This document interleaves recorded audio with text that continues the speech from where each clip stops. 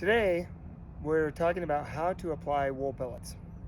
And we're going to talk about how to apply the wool pellets in your garden, in plants that you already have potted, and how to mix them into soil that you're going to put into one of your pots or containers.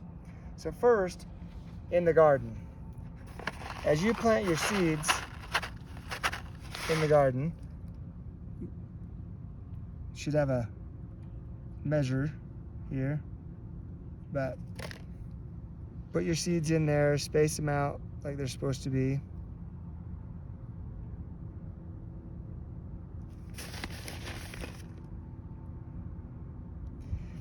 And then you take your wool pellets and put them into the furrow with the seeds, just like you did the seeds.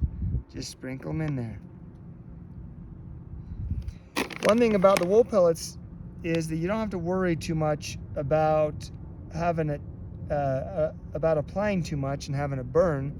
The wool pellets are very low in salts, so they won't burn your plants. Once you have your seeds in and your wool pellets in, you can just cover them back up.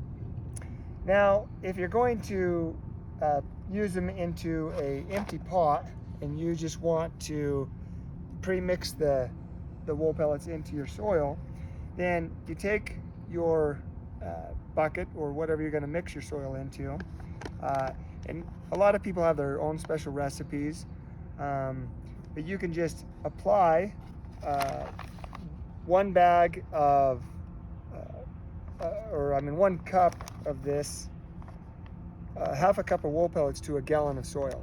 So determine how many gallons you have. This pot here will hold about a gallon of soil. So we would want to use a half a cup, and we just mix that into the soil, right? We get our measuring cup here, put that in, and then blend that into the soil, which any of your potting mixes should be really easy to do, right? Once you have that mixed up, then you just fill your pots.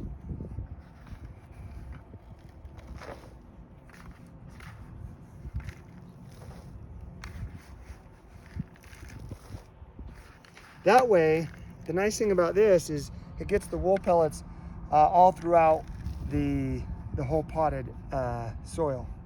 And one of the benefits the wool pellets have are being able to create porosity throughout the whole root zone, but also being able to wick the water from the top of your soil to the very bottom of your pot, which is really important as your plant begins to grow.